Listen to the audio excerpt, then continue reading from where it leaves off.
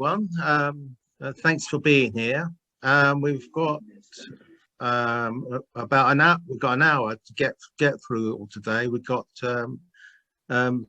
three, is it 4 groups at least come to talk to us. So let's get on with the first one. Oh yes, if you got your mobiles, put them on mute. And have I got the right meeting here? You have, Sharon. You're in the right place. And if you got Gary, I think you're in the right handing place, over Sharon. to Rachel next, by the way. Gary. Mine, right? Hello? Yeah. All right. Hello. So I hand over to Rachel. Thanks, Gary. So just for some quick housekeeping, if you guys could mute when you're not talking, that would be really helpful. I might mute you if there's background noise and you've unmuted yourself. It's not because we don't want to hear from you, it's just so everybody can hear what's going on. If you've got a question, it would be good if you could put it in the chat, because we don't really have lots of time for questions today, but the speakers might be able to answer it in the chat as we go along. So that would be really helpful. And we're recording today's session. So if you don't want your video to be in the recording, it would be good if you could knock it off, because I can't choose who's in the video. So just so you can make a decision about that. Today's session, we're going to be talking about all the changes that are coming out of lockdown and how the rules are changing and how different groups are planning around that to keep their activities going and to keep each other safe. So we've got 3 groups who are going to speak to us today. We've got Jason and Darren from StayUpLate, then Samantha and Sharon from Sunderland People First, and then Julie from GettaLife. And then once all of those guys have spoken, we're going to go into breakout rooms for a little while, just so you can share some ideas with each other. And then we're all going to come back and maybe share one thing from those groups that was important. So I hope that sounds okay with everybody. And then I think we will hand over to Jason and Darren, if you guys are ready. Right, hiya. I'm Jason. I'm with my colleague Darren. Say hi, Darren. Hi, all right, everyone. Good to meet you. Yeah, so a bit of background story about us as a charity. We're StayUpLate. We started off as a band called Heavy Load, and they went performed at gigs, and yeah, and they noticed every time they saw people, every time they performed, people at the gigs, people with learning disabilities kept leaving at 9 o'clock because the support ended at 10 o'clock. So they got sick and tired of it, and so they decided to campaign for people to stay up late.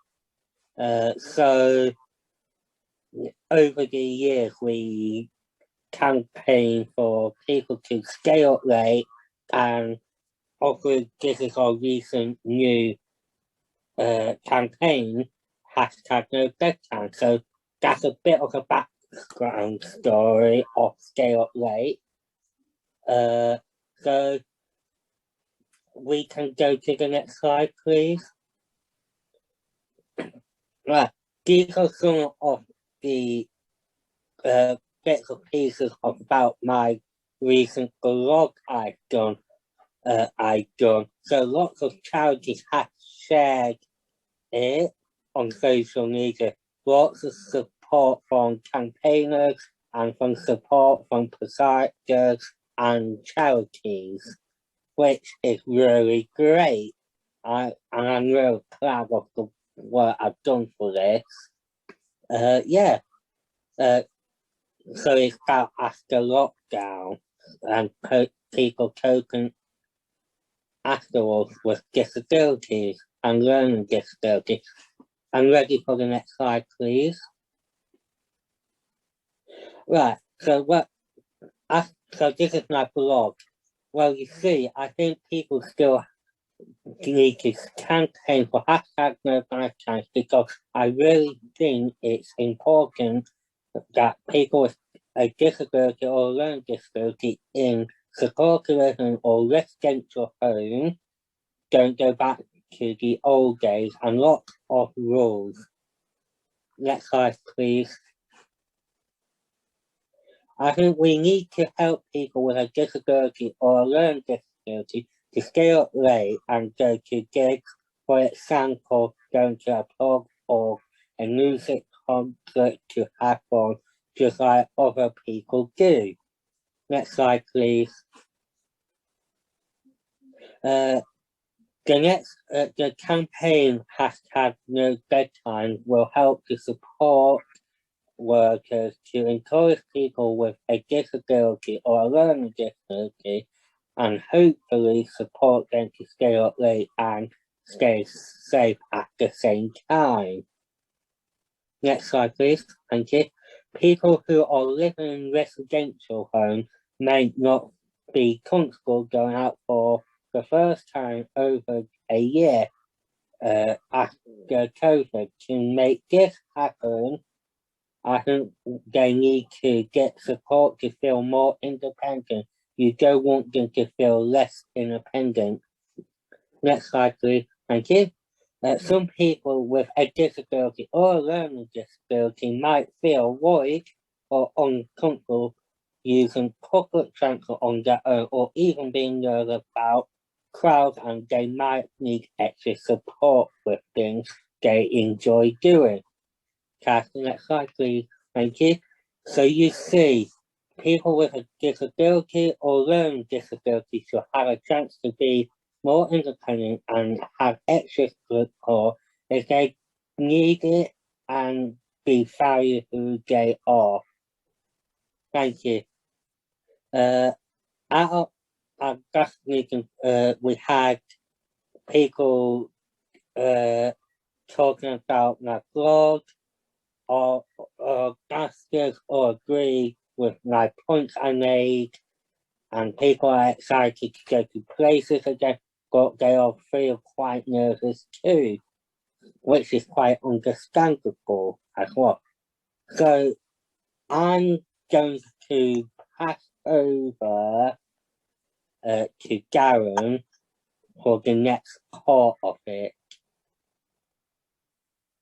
Yeah, thank you, Jason. If we can move on to the next slide, please, that would be brilliant. Yeah, Jason's blog provoked a lot of discussion amongst our team of ambassadors from all around the country, people with a learning disability, and people generally agreed absolutely with what Jason was saying. And there was, as Jason said just now, there was a mixture of people feeling both excited about places reopening and being able to go to places again and pubs and gigs and things, but also people feeling quite nervous. And it wasn't just about COVID, because even when people have had both their vaccinations and everything like that, there was other confidence issues that people were worried about. Because if you've been inside most of the time for last year, the way you relate to the world and other people is different. So these are some of the things our ambassadors said in that discussion. I live in supported living. I used to go on the bus on my own, but since the pandemic, all my confidence has gone. And then someone else was saying, and this was someone who used to love going out to nightclubs, I'm quite nervous about going to nightclubs again. So there is that feeling of nervousness for lots of reasons, not just about the virus. So next slide, please. Prompted by Jason's blog and the discussions, our ambassadors felt that we needed to do something about it. So we decided to produce our own advice sheet for when places start reopening. That's available on our website. So it includes tips for helping people feel more independent again, and also some advice for support providers as well. So if we can click to the next slide, please. So this is what the advice sheet looks like. I'm not going to go through it all now, but it is on our website to download at StayUpLate.org. But if you click to the next slide, and I can just go through some of the main top tips. So we came up with 6 top tips from our ambassadors discussion. These were the tips that our ambassadors came up with as places start reopening again. So the first one was try to go out to places nearby at first rather than doing long journeys on public transport. If you've not been out and about for a long time, then starting quite nearby is a good way to build your confidence up again. The second one, if you're feeling nervous, start off by going to quiet pubs and restaurants before you go back to the busy, really busy places and the nightclubs and the crowded gigs and places like that, just so you can slowly get used to people again and slowly get used to crowds and stuff. And then the third point was try and get someone to come with you when you go back on public transport for the first time, because a lot of people won't have travelled independently, as Jason said on his blog, for a year. So that's a really important point. So if we can click to the next slide, and then we had 3 more top tips that our ambassadors came up with. Get information on bus and train times before you set off. People who might have been used to all these things a year ago. So, I mean, I've forgotten how to buy a railway ticket and things like that because I've not used it for a year. So just thinking about some of those things. Wear a sunflower lanyards, you can get extra help if you need it. And then the 6th and the final point, talk to support staff or families that they can help you plan what you want to do, and that is really important, because if people are feeling nervous, we want people to be supported and encouraged to feel more independent again, not just left at home feeling anxious and nervous. People need that support and encouragement to start feeling independent again, as Jason said in his blog. So if we can just click to the next slide. We have been running this campaign for a couple of years now, No Bedtimes, which Jason talked about right at the start. We do think it's going to be more important than ever, because we don't want to go back to the bad old days of 30 years ago, where people with learning disabilities weren't actively involved in the community, weren't getting out and about, were kept away in very old-fashioned homes with lots of outdated rules. We don't want to go back to those bad old days. We want to go forward. So that's why we'll be pushing this campaign hard. And if you can click to the next slide, and those are mine and Jason's email addresses, if you want to get in touch with us. And the advice sheet is available on our website, but we can always send a copy around if people want it, so it can be sent out from Learning Disability England as well. Is there anything you want to add, Jason? Yeah, I don't think there's anything for me to add, but if you ever want to find out more information, like Darren said, just go to our website, or any questions you might ask, just contact us, and we'll be happy to help as much as possible. Isn't that right, Darren? That's right. That's absolutely right. I will, when we've just finished our bit, I will put the direct link for the advice sheet into the chat as well. Yes, we are on Facebook, and I can type that into the chat. Yeah. Anyway, thanks. I'm really grateful to be invited and to talk about this. Thank you. Thank you, both of us. Thank you. Stay up to date. Thank you for that. That's lots of interesting stuff. I think everywhere should have a stay up late. What's the next now? Sunderland, people first, Gary. We've got Sunderland, people first. Can you got all your slides? Yeah, there we go. Hello. Hi everybody. I'm Samantha. I'm a development worker. I'm self-advocate, Sunderland People First. And Sharon, are you there? You'll need to unmute yourself. Uh, You want to introduce yourself? I'm Sharon.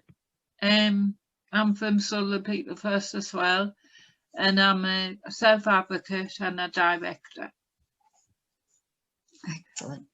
So just a little background in case anybody here doesn't know who we are. We're a company based in the northeast of England, and we're a user-led company. So that means people with learning disability, autistic people and family carers help lead all the work that we do, which is all about improving the lives of people with a learning disability and autistic people.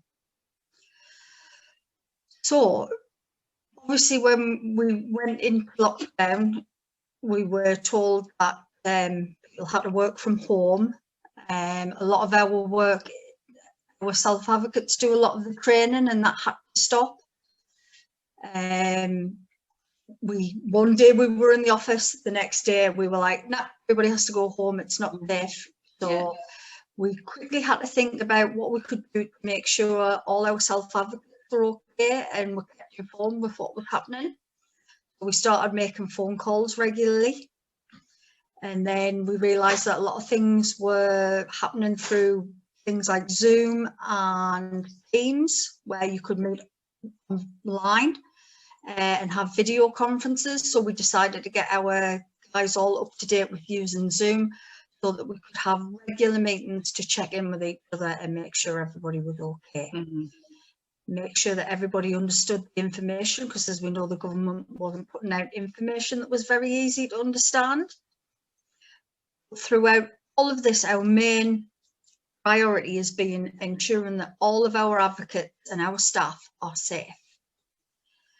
So the company, we used to do a lot of training and conferences, meetings face-to-face, and that wasn't going to happen. So we had to quickly look at how we could change the way we worked so that all of our advocates still had a purpose, they still had their jobs, they could still work, and not just do social activities online, but how do we do work online? So we do all of our work through Zoom now, which sometimes is a bit hard. It's not the same as meeting in person. It's a lot safer at the minute. And we also realised that there were a lot of people within the community who weren't fortunate enough, as our group, to have a company that they worked with that could talk to them regularly. So our CCG funded us to run something called Keeping People Connected. And that's where we got in touch with people within the community. Sometimes we provided them with smartphones, tablets, technology, have regular online Zoom meetings where we updated with easy read information about what was happening. We did quizzes, shared music, talked about hobbies, and just a place for people to come together, connect with their friends who they couldn't see in person, and just have somewhere safe to socialise. So we've been doing that for the past year, but it feels like forever. As we know, lots of changes are happening and we are starting to come out of lockdown, and we're gradually getting closer and closer to things going back to a little bit of normality. So obviously our priority was, how do we make sure our staff can, you know, safely come out of lockdown, how they understand how everything's going to work, how we can do our job safely. Unfortunately, during COVID, we had two massive rooms in a building that we shared with lots of other places, including community nursing team. And due to social distancing rules, we decided to give up our rooms to the community nursing team so that they could continue doing all the hard work that they do that they couldn't do from home. So we had to look for a new building. That was our first problem. The office that we have now is just for full-time members of staff, because we realised that it still wasn't safe for all of our guys to come back to work. So it's only big enough for 4 people. So we still haven't had all of our advocates come into work, do physical work. A couple have come in, do a little bit of training. So one of our priorities going forward is how do we find a safe space for everybody to start delivering training in person. We've had lots of discussions with our team about that, how they feel about going back into in-person training, in-person working.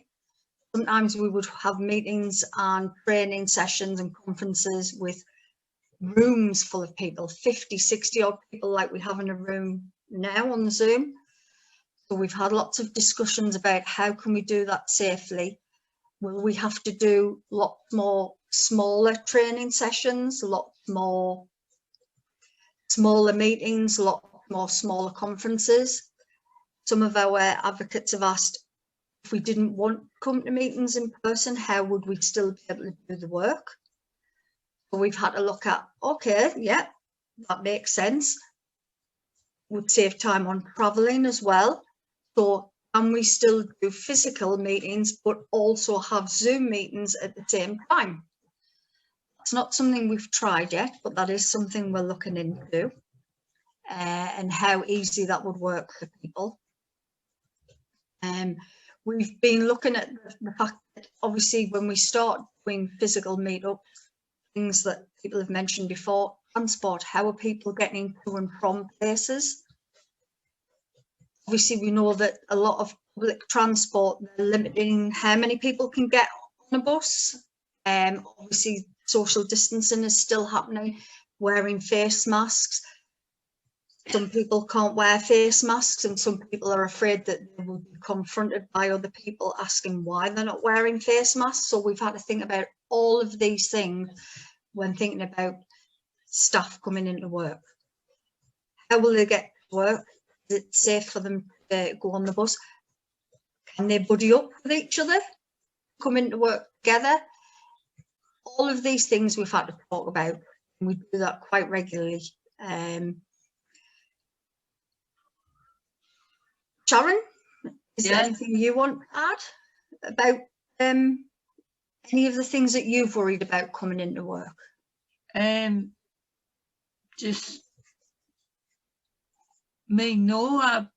I found my way into work, which is easier for me because I can get the bus all the way where I live, down to the town, so it's more easier for me. Yeah, so you've actually come into the office, haven't you? Yeah. To do a little bit of training. Yeah. Yeah. And you've seen that obviously the office isn't as big as our office used to be. It's very hard to go upstairs because people can't go up the stairs. Yeah. Unfortunately, we did have to look somewhere very quick so that we had somewhere where we could work from to support all the other people within the community. And it isn't accessible at the minute for everybody. There's 3 flights of stairs, which is very hard for people. Some people. It's hard for me, Sharon, although I am getting a lot fitter going up and down the stairs after spending a whole year working from home and just sitting. You will do. You're always in the office, so that has been one good thing about getting this office, is that I'm doing stairs and getting a lot more exercise than I was. So yes, we've had to really think about how we work going forward. Like Sharon says, where she is, she gets just 1 bus, but some of our advocates sometimes have to get 2 buses. Also, you know, we used to do a lot of travelling where we'd go to places like Leeds, London, Manchester, all over. We're still not sure whether we're going to be comfortable doing that. Some of our advocates are still not quite certain about how that's going to work in the job. So it might be that it won't be for, you know, at least another year that we start to do more national. Well, at the minute traveling. We can't do that at the minute. But we can't at the minute, but they are going to lift a lot of those restrictions, aren't they, Sharon? But we're not sure that we're going to jump straight into that work. No, we've got to take our time. So we've obviously been talking with lots of services and things and saying, will you still be offering Zoom meetings? A lot of people, yes, like StayUpLate said, are very excited about meeting up in person and getting back doing things in person, but also still that nervousness and fear. I mean, I like doing Zoom as well. I like to be in work with people, but I also like to be on Zoom as well. Yeah.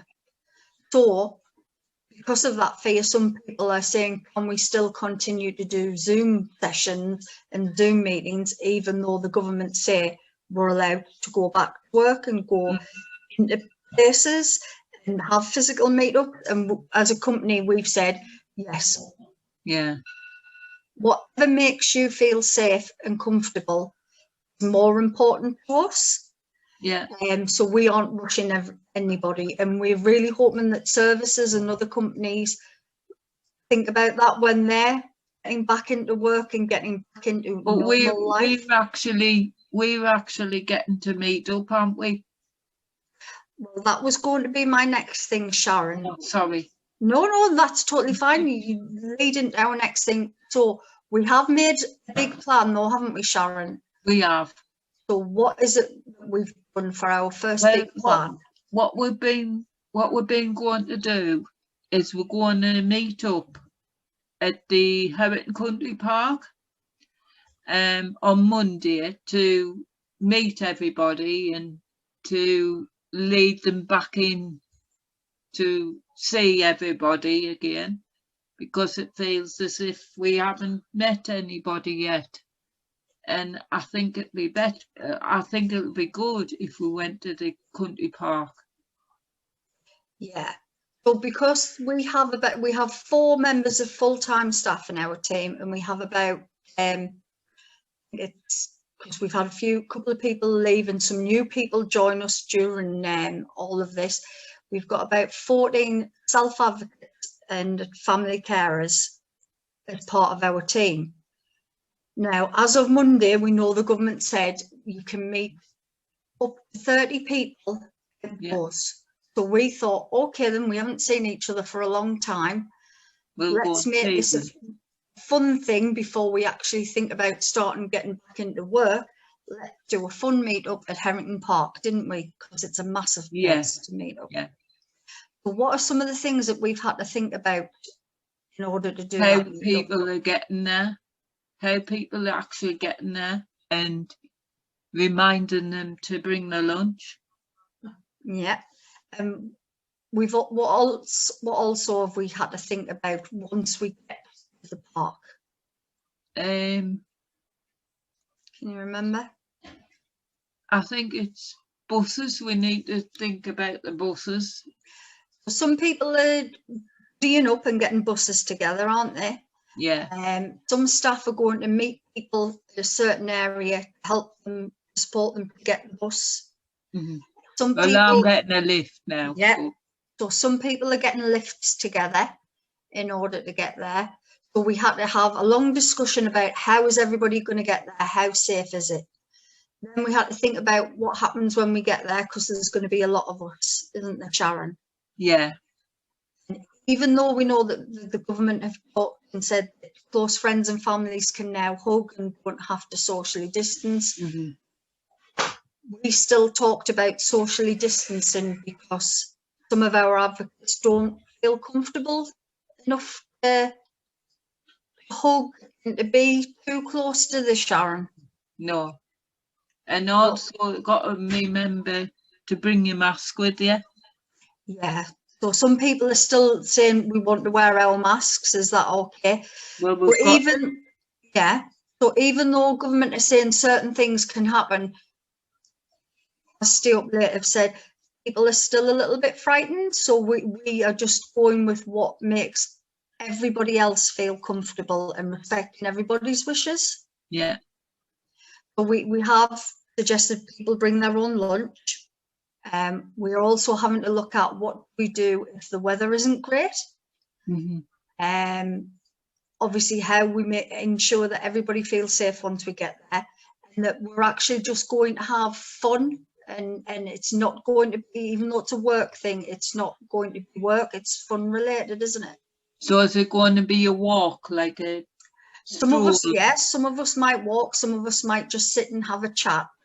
But we didn't want to put like any kind of agenda on it, because No, it's this up is to our, them what to do. But Yeah. I would rather have a walk, because it eases, it stops my knees from aching. so these are the things we've all had to think about, is how to ease people in gently. Because it is something that people have been looking forward to for a long time, but there is still a bit of fear, and I don't think it helps that the news is still putting stories out there that aren't very nice, and Yeah. people are worried about other strains. Also, people are worried that it says we don't have to socially distance with this group of people, but we have to socially distance with this group of people, which can be confusing. So we're very much continuing to ensure that all of our advocates and all of the people that we support within the community can come to us and ask questions about what they don't understand.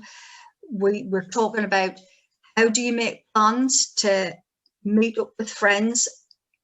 Like StayUpLate have said, doing small little meetup instead of like doing a massive meetup with all of your family, maybe it's one member of your family. How would you plan that? Who would support you to do that? Where would you do that? And I think this is things that this is like leisure centres, shops and all of that need to take into consideration. Even though the rules say we can do all of these things, there are still people who are a little bit frightened. Yeah. And they need to think about those people and ensure that those people feel safe going into those environments, and that there's support there. When people do go and then are slightly overwhelmed. Yeah. The most important thing is, though, Sharon, we're really looking forward to it, yeah? Yeah. Yeah. Really looking forward. Hopefully we can come back and tell you how well it went. And please, everybody, keep your fingers crossed that it doesn't rain on us. Because it has happened once before when we tried to arrange something. Well, I've got a yellow coat there I can put on. Okay, so yeah, we need to bring umbrellas just in case. I haven't got one. So yes, I haven't got. So thank you for letting us tell you about our plans.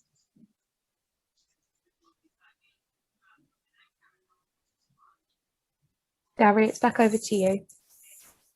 Right. Thank you, Sunderland People First, for that. I'll keep fingers crossed that everything will get better soon, and we're able to continue using more accessible buildings and transport, and to get the things we used to do, get back to using that. And thank you. Who's the next one? It's Julie from GettaLife. Ah, yes. It's Julie from GettaLife. I like the title, GettaLife. I don't know who exactly came up with that, but it's fantastic. You either love it or you don't, is what we get. People either like it or they don't. So yeah, okay, thank you for handing over to me. I'm going to try and be really quick for you because I'm conscious you want some time to chat. My name's Julie and I'm here from GettaLife. And GettaLife's a supported living service that supports people with higher support needs, really. So all of the people are supported for 24 hours a day to have their own home and to live their own life. And our biggest aim is that people live the life they choose, and the support workers enable people to do that. Lockdown took a lot of things away from people, all of the lives that they'd built up and were enjoying, and suddenly it stopped. And that was true of the people we support as much as it was of the general public and me and everybody. I think when it first happened, it was really scary. And what we tried to do was to make sure that people kept some of their life and stayed supported and stayed connected. So we did a lot of work making sure people could stay in touch with family. Like many services, we used a variety of ways to help people stay in touch, most of it through technology. And we stuck to we helped people to stick to the lockdown rules. So when we were locked down, we were locked down. When we could meet in gardens, we met in gardens. We used Zoom, we used FaceTime for people to be able to see family. Many of the people we support don't use words to communicate, so that has its added complication when you're needing to work like that. But we've got through it. We met friends for walks when we were allowed to do that, and we were lucky that around here there was some outdoor cinema events, an outdoor theatre, that some of those things kept going. So we tried to keep people in touch. Okay, next slide, thank you. I think that the reason why we tried to keep people in touch was that we wanted to make sure that when we came out of lockdown, people hadn't lost their friends and their contacts and their relationships. And obviously support workers were turning up and being with people all day, every day. So people weren't isolated in that way. We did have some people that really struggled with lockdown. So this is Joe and Jill, and Jill is Joe's mum. And we worked with Jill and Joe to try to work out how he could safely continue to see his mum, because it was really clear very quickly that actually for him that was part of keeping him well and settled. So I think because of his autism, the need for the routine and to see mummy, as he says, was outweighed the risk. And we did our own individual risk assessments with the family, with the staff, and Jill and I signed them, and we agreed that he would continue to see her in a variety of ways. Next slide, please. I think we also recognised that people across GettaLife wanted to stay in touch with people. So we then set about setting up several online supports. Our bake-off, which was run by Annabella, who was a student social worker with us, was very popular. People got a recipe each week, and then they got on Zoom on a Wednesday afternoon. They all cooked together, chatted, and when their baking was done, they sat and had a cup of coffee and a piece of cake at the same time, and that was quite a good fun. We employed a dance teacher to do a couple of dance sessions each week, again on Zoom, so support workers and the person being supported were dancing in their kitchens and their living rooms every time there was a dance group on. We had a book club, we had a chat group, we did knit and natter, we did sing-alongs, which were notorious because of my awful singing, and I led the sing-alongs, but I said they were, it was, I'm sure everybody turned up just to hear and how bad I sang and laugh at me, really, but it didn't matter. And we did some great quizzes, and not everybody joined in. People joined in when they wanted to, so the links went out to everybody and people decided what they wanted to take part in and when they wanted to take part in it. And certainly in the height of lockdown they were really, really busy, but as lockdown eased off a little bit, obviously some people chose to do other things, and that was fine. Next slide, please. But the main thing was that we felt that what people needed was to be able to feel like they hadn't lost everything and they were still connected. We still knew everybody was out there. They still saw my face. They still saw other people's faces. And, you know, we stayed as connected as we could be. What was needed to do that was we had to improve and update people's access to the internet in several cases, and we needed to purchase some new iPads. So we did all of that. We had to improve many of the staff's Zoom skills, including mine. So we all had to work quite hard to get the staff tech savvy enough to be able to help people to stay in touch this way. And there was quite a lot of admin involved in it, sending out flyers, links, recipes, song sheets, making sure everybody had got what they wanted. We're just trying to do an online bingo, and that's proving a logistical nightmare to get everybody to have the right numbers. The first time we did the bingo, everybody had the same card, so everybody won. Nobody, and I had to go around whizzing around giving prizes out to everybody because they'd all won the bingo. Next slide, please.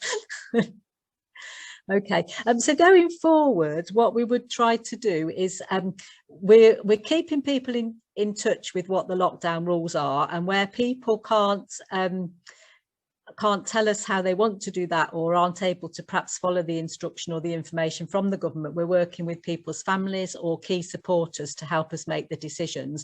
Decisions are different for everybody because, like people have been talking about, actually some people are more nervous than others. Some people are ready to get out and get on with it, and we need to respect that. Some of the supports that we've put up, we thought we will move to the park. So I think the sing-along might happen in the park, in maybe not the next one, but the one after. And the quiz possibly will happen outside. Baking, I think we'll continue to do, but we might meet up to have the cake, you know, those sorts of things. We've met with all our team managers, that each person we support has their own team manager. So we've met with all our team managers, and they've been looking at getting themselves organised with the Getting Back Out There plan. Oh, that's the wrong there. It should be the other there. But anyway, Getting Back Out There plan. And we've got one of those now for each person, which includes a risk assessment for each person about where and when to go to places. And that's had to take into account that some people are a lot more vulnerable than others. So this is Vicky, that's her dog, and we've started to work with Vicky on her risk assessments to enable her to have her 60th birthday party, which was actually just a couple of weeks ago. We had a drive-through birthday party. Everybody had a half-an-hour slot where they could come to the front garden and see Vicky and swap presents, and we had sort of a bag with cake and champagne in to give to everybody. So everybody went away with cake and champagne because we were conscious we couldn't eat together. And we then did another risk assessment with her family to ensure that she could go and do the 6 people in a garden with them, and have her cake and her party at home. So it was really important to her not to miss her 60th birthday. We just helped her plan it within the lockdown rules at the time. Yeah, and the drive-through birthday parties have been great fun. That's basically people coming, bringing your present and taking their cake away. Okay, next slide, please. Okay, so we're trying now to support staff as well, because obviously the staff are in the same position as you are, and because their job means that they do have to continue to turn up and get on with it with people. They've been working out of home all the way through the lockdown. We're supporting staff to step back out and are finding that some are keen and others are not. So others are still quite cautious. The 2 people at the top there, the woman in the crown is Carol, and the woman underneath her by the tent is Margaret. Margaret's one of Carol's support workers. They are both people who have just come out of shielding. They were both told to shield by the government, and so they're helping each other now. Carol's giving Margaret the support to step back out into the world, and Margaret's giving Carol the support to step back into the world, and they're doing it slowly together, and I call them my shielding ladies. And you're getting on with it, you know, helping each other, getting together, and just each day Margaret's there, she'll suggest something to Carol. Shall we risk this? Shall we try that? And they've started to get out and about a little bit. At the bottom is Rachel, and Rachel's just beside herself because she's really raring to go. She's got a completely different sort of risk assessment, because what she actually wanted to do was just get back to swimming, get back to the gym, get back to all the places that she knows uses her energy and helps her manage her anxiety and her autism. So just really trying to show that we're trying to do it one person at a time, help the staff, help the people we support, but stick to the rules, which we all need to try and do. Next slide, please. Is that my last one? Oh no, yeah, okay. So this is my Bring On Summer slide. Sorry, can we, yeah, Bring On Summer. We're managing to book everybody holidays, which is great. So we've got just a couple more left to do. Holidays in England, obviously, but getting people something to look forward to. I think we all need that. We're at that point. We're keeping an eye on what's opening up. So we're aware when the theatres are open, when the cinemas are opening, when the festivals might start happening, keeping our eyes open and working out who would want to step into that. What we're trying to do is think about what have people missed the most. So if people haven't particularly missed doing their supermarket shopping, we don't really need to get back to doing that yet. We can carry on shopping for people like we have been. But if they've really missed going to the cinema or going to a festival or going to the pub, we need to get people back doing that first, because that makes life nicer. Yeah, we can do the jobs later when the world's opened up completely. And we usually have two times a year, we usually have a GettaLife get together, and we've really missed them. We didn't have a Christmas party, we didn't have a summer get together, and people are asking about it. Can really sense that the whole company is ready to get back together. So we're hoping we're waiting for the June announcement, and we're hoping after the June announcement we can have one of our very big get-togethers. But our big get-togethers are actually about 150 people, so we do have to be really careful. Yeah. So step by step, little by little, we are getting there, I hope. And I hope we're supporting people at a rate they're comfortable, depending on who they are. And I hope that we've managed to keep people's relationships and lives as intact as we could up till now. Thank you. I think that is my last slide. I think it is. Yeah. Okay. Thank you, Julie. Okay. I think there's loads of really interesting things in there for people to think about, and very creative ways of working. We have run a little bit over, but I think it would be good for everyone to have a chance to have a chat. So I was going to stick everybody into breakout rooms, so that you can all have a little conversation about, you know, what you're worried about, what your plans are, and how you could maybe support each other or other people you know. I know we've not got very long, but we have another session next week if people, just for talking. So if people want to continue the conversation, you can come to that. So I'm going to stick you in a breakout room and you just need to click OK to go through. I must have had loads to talk about there, because there was only Joanne who came back like 3 seconds before you were forced back, and everyone else waited. So I'm glad you guys Rachel, we're talking this seriously. Oh, well. I'm ahead out of Rachel. You know when I'm ahead, but I know Rachel quite well as well. Yeah. As the chat ended, it was talking something interesting, and it ended. Oh, I'm so sorry. Damn I'm so it, sorry for cutting you all off. That's okay. I think I'll be in touch with Jason and Stay Up Late, and I'll get a message to you guys about if we could maybe have a talk with my advocacy group with the people with Delra as well, because that would be great to do that on another Zoom sometime. Yeah, I will send Darren's and I's email in the chat for you. Great. Well, I'm glad there's some productive conversations that have been going on. In the last 2 minutes, I wonder if anyone would like to share maybe something important that was in their chat. If you maybe give me a wave or raise your hand. Rachel. Yeah, we were just talking about the confidence, you know, for when people can go out and everything, because we've been like, as you all know, been at home and not going out much, and a lot of people, there's a good idea to take tests and everything, but it's harder to take a test yourself. If you think about when you go to the dentist or you have your eyeballs done or get waxed or whatever, you have something to hold on to, but when you do it yourself, it's harder. So maybe it's just test and understanding that some people are going to need more support, really. Great, thank you. Yeah. That's a great point. Anybody else? Me. Oh, was that Zoe? Yeah. Go on, Zoe. I go speak up, but I'm not going because I've got epilepsy and diabetes, and I want to go when it's safe. And from Monday, you're allowed to hug, and I don't want to go. I know people say no, because that would, I get upset, you know what I mean? So I think that's a really important point, isn't it? We have to do things at our own pace and respect everyone else's as well. When is it again, this? Is it next week? Do you know what date? Monday. Oh, so what session you mean, Zoe? Yeah, like today. Yeah, so next Thursday at 3 o'clock, we've got a session called Self-Advocacy and Family Support. And it's lots of people coming together just to have a chat about what's happening in the world and that's important to them. Yeah. So I'll send a link out in the follow-up to this. Lots of our regulars are here today, so you'll see their friendly faces, and it's really informal. We just have a chat. So if anyone wants to keep talking about today's stuff, you're very welcome to join us at that.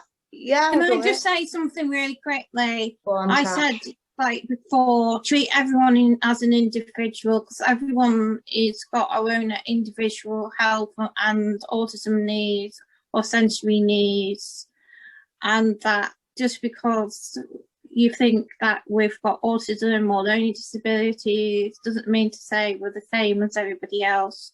And also, we're so used to now being inside the house and being converted backwards in a sense. We need to learn to be taught in a way how to socialise again. And I'm really sorry I've got to go. Thank you, Natasha. I think that's a great point for us to end on. So thank you very much to all of our speakers today, and for everyone that's come and listened and contributed in those groups, even though I rushed you all at the end and didn't give you much chance. But we'll send out the I enjoyed slides. this. Good. I couldn't spot who that was, but I'm very glad. And if you want to keep talking to us about this, you can join us next week. Yeah, we'll do. Thank you all for coming. All right.